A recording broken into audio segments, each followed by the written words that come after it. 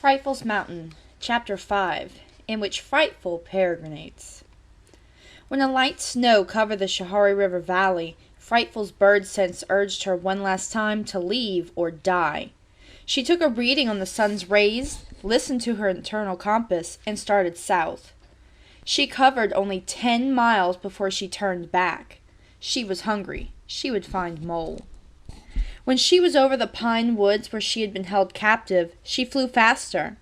Mole's farm was ahead. Speeding swiftly, she overshot the farm. It had changed. The weedy fields where the game lived had been leveled and their black soil turned over in neat rows.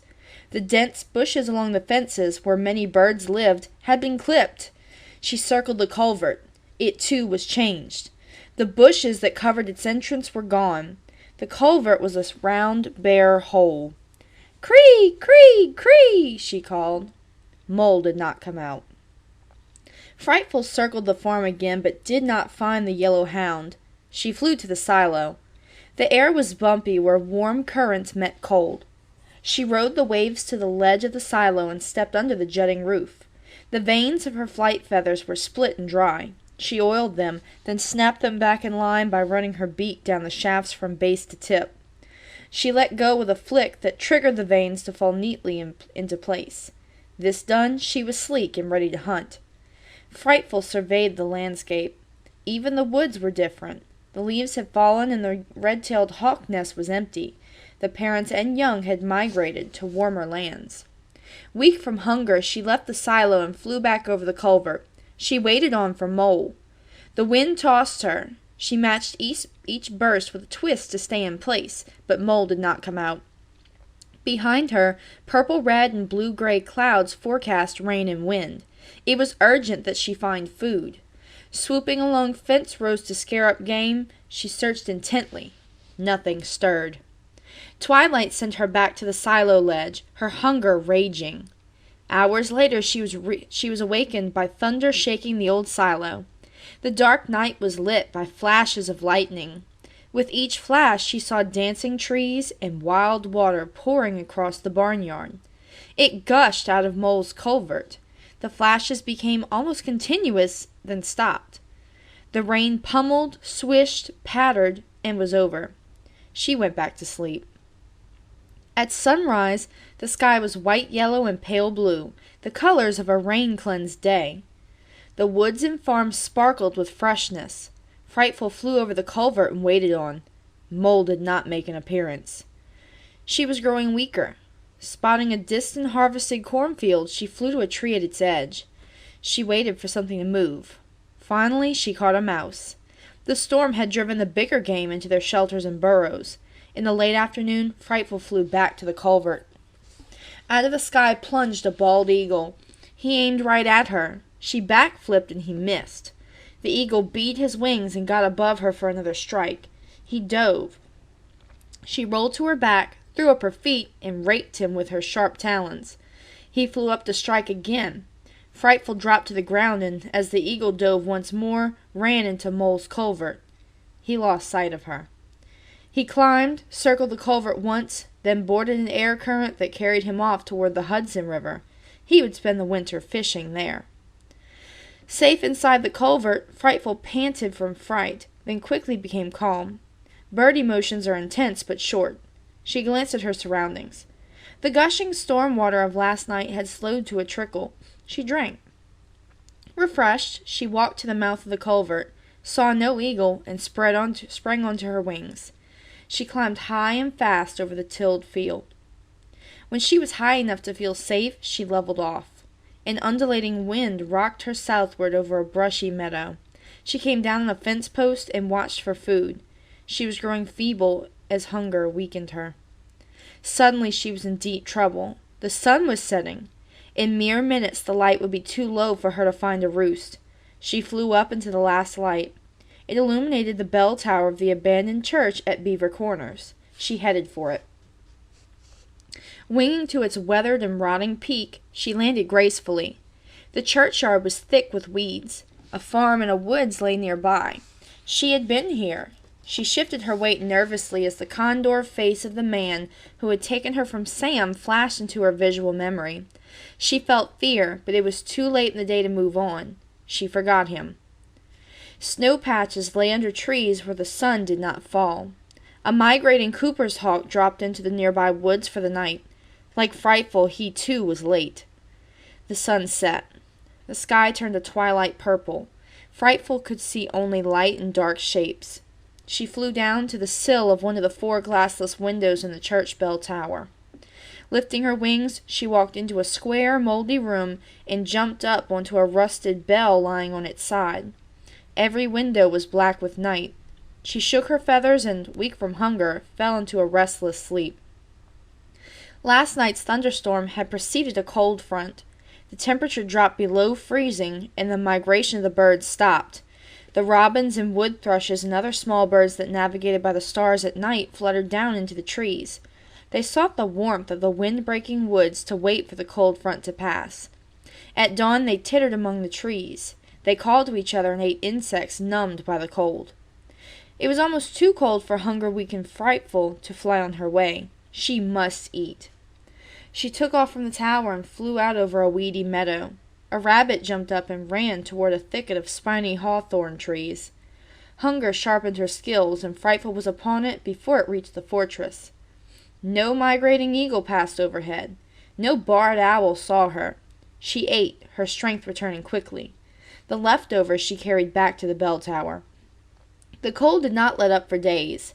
Frightful and the thrushes stayed on at Beaver Corners. In the middle of one night the warmth returned.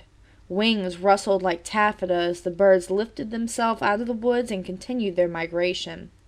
Frightful opened her eyes. Ribbons of birds were flying across the yellow face of the moon. The birds were navigating by the shining light of the stars. In the morning the haze of an Indian summer day erased trees, fields, and roads. Frightful could not see well enough to fly. She shifted her feet restlessly. The one mountain among thousands, the one tree among millions, and Sam were coming more vividly to mind the longer she lingered. On an unusually warm day in early November, she stepped to the open sill of the bell tower. She had caught no food for 2 days. She must move south. Frightful tried to read the angle of the sun's rays, but a gray-blue haze cut them out, and she could not get their message. She turned her head from right to left. She felt tiny iron particles in her brain lining up with the Earth's magnetic field. She needed both the sun's rays and the magnetic field to plot her course. She had only one. She took off anyway. Frightful headed southwest. She flew over the town of Bern and the steeples of North Blenheim. She chased a night heron up the Schoharie River, lost him, pursued a mallard duck, and lost her. She was not trained for birds. She stopped chasing them and came down to rest on a spruce tree on the banks of the Schoharie Reservoir. The air was dense with moisture. Clouds thickened and darkened the sky.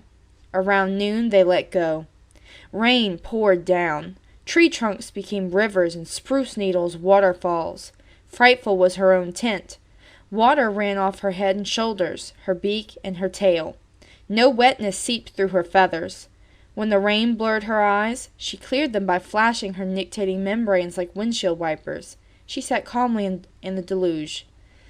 A lost great blue heron took shelter on a limb below her. Frightful looked at it only because it moved. The bird was too big for her to take. A wind hit the forest in strong gusts in the afternoon. Clouds circled clockwise. The edge of the last tropical storm of the year had twisted up from the south and was drenching the Schoharie River and reservoir. Rain fell for 2 days and 2 nights and 3 days. Frightful dropped lower on the spruce tree and waterproofed her feathers with the oil from her tail gland. The deluge slowed, and the clouds circled counterclockwise, and a flock of spotted sandpipers blew in from the coast. They ran the shore edges like wind-up toys and snatched minute bites of food. Frightful turned her head away. Her natural prey, the water birds, still did not interest her. Sam's training had faded somewhat under Chup's menu, but game from the upland meadows was still very much her idea of food. The sun came out. Frightful flew to the top of the tallest spruce. Although the day was windy, all the guideposts she needed to orient herself were readable. She found the longitude of the Atlantic flyway, the migrating route of the birds of the east, and the magnetic field of the earth. She flew. She was going away from the one mountain among thousands, the one tree among millions, and Sam. She was going south to warm weather and food. Catching an air current that took her up and over a mountain, she looked down on acres of open fields, meadows, and grassy clearings. Here lived the food she liked. She coasted down to the roof of a small cabin. It was Woodchuck Lodge, the mountain home of nature writer John Burroughs. Before Frightful could gather her wits, a chipmunk, abroad on a nice day, snatched some grass seeds and ran under a mammoth boulder and was gone. Around the rock were drifts of snow, now sodden from the tropical storm. A plaque marked John Burroughs' grave. Frightful brought herself to attention. She must eat. Concentrating, she looked at every twisting grass blade and bobbing seed head. Suddenly she drew in her feathers and stretched her neck. The mountain laurel by the lodge was shaking. Frightful lowered her body to strike. Out from under the porch came Mole. His ears and coat were plastered with autumn's burrs and Spanish needles. Around his neck was a collar. Mole had been on an adventure. The adventure had taken him far from the culvert. While Frightful was watching the young peregrines learn to hunt, Mole's run-down farm had been sold. The new owners were aunt and uncle to Hanny and Hendrik Van Santford, friends of Sam and Alice Gribley. Hanny and Hendrik had come over to Altamont to help their relatives restore the neglected farm. They had cleared brush, tilled the abandoned fields, and leveled the overgrown fence rows. Their work done, they were driving home in Hendrik's pickup when they saw a dog slinking along the side of the road. He wore no collar to say he was a pet. Hendrik stopped the truck, and Hanny jumped out. Mole vanished into a culvert. After many kind words and tasty food offerings, Mole finally trusted Hanny enough to creep into the cab. He cringed at her feet all the way back to the Van Santford farm. At the farm, Hendrik combed the burrs from Mole's hair and gave him a bath. Mole was embarrassed. He put his tail between his legs and hung his head. Next, Hendrik put a collar around his neck, slapped a leash to it, and dragged him, protesting, all the way to the barn. A bed of sweet straw, water, and ample food were put down. Mole dug into the straw and hid. He refused to eat. Hendrik sat with him late into the night, talking softly. Mole heard "good dog" many times, and then his new name, General. He listened to the kindness in Hendrik's voice and finally ate and fell asleep as the sun was coming up. 2 nights later he chewed through his leash and jogged west. He crossed the bridge at Gilboa and climbed into the forested mountains. He hunted, slept, and came out of the trees at Woodchuck Lodge. The layout looked good to Mole. Weeds, briars, and the grasses told him there would be rabbits, pheasants, woodchucks, and mice. He sniffed around the lodge, found no sense to say the house was occupied by people, and squeezed under the porch. Near the chimney base, he clawed out a cozy wolf bed and settled in. Although Mole was happy to be away from people and bedded down in his own home, he was faced with a problem. The cold had sent the woodchucks into their burrows for the winter. After a few days of fruitless searching, he trotted across the field, headed for the town dump he had passed on his way up the mountain. "Cree! Cree! Cree!"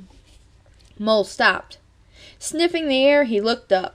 Frightful was sitting on the top of the lodge, feathers shining in the autumnal light. He stared at her. She cocked her head and stared at Mole. She did not wonder at finding him again, just opened her wings and flew out over the field. Mole broke into a run and, nose to the ground, worked the grasses and dead goldenrod spikes. A rabbit burst up. Swift as light, Frightful was upon it. She pumped her wings and carried it away without coming down to the ground. When she was almost to the lodge, a great horned owl saw rabbit and falcon, sped silently out of the woods, and sank her talons into the food. Thrown off balance, Frightful fanned her flight feathers, regained her equilibrium, and went after the owl. Owl and rabbit vanished into the woods. Frightful, a falcon of the open skies, did not follow. She pushed down her wings and up with her tail and came to rest on the porch railing of Woodchuck Lodge. Mole was right behind her.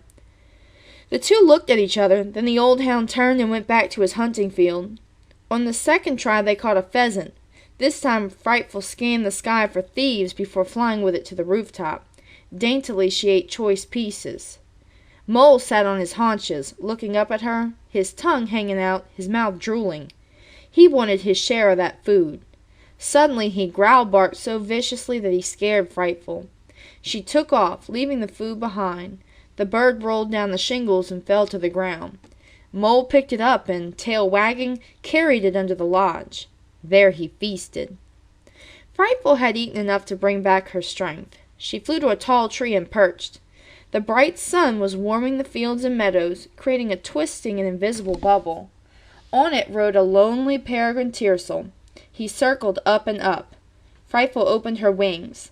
Lift took her into the thermal. She spiraled to its ceiling. The tiercel peeled off and shot south like a missile. Frightful was next. She circled the top of the bubble, tipped her wing, and spread her tail. Everything was right. The angle of the sun's rays, the winds, the temperature, and the magnetic field of the earth. She ripped through the sky like a meteor. Her wings spread in glorious flight. She looked down on the vast landscape. And there it was, the one mountain among thousands of mountains, the one tree among millions of trees, and somewhere there, the one boy. Frightful turned abruptly west and in minutes was over the mountain. Snow lay on its highest levels. Food would be scarce here. She flew back to Woodchuck Lodge. There the last weak messages from the environment pointed her southward again. But she had seen the mountain. Confused, she cacked in distress and flew into the spruce tree for the night.